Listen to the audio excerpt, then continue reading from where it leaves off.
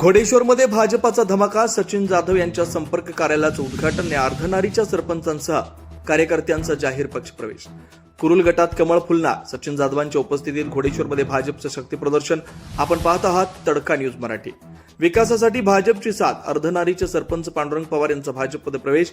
कुरुल जिल्हा परिषद गटात भाजपची मोठी भरारी. डझनभर कार्यकर्त्यांनी धरला भाजपचा झेंडा. भाजपचे कुरुल जिल्हा परिषद गटाचे अधिकृत उमेदवार सचिन जाधव यांच्या प्रचारानं आता गती घेतली आहे.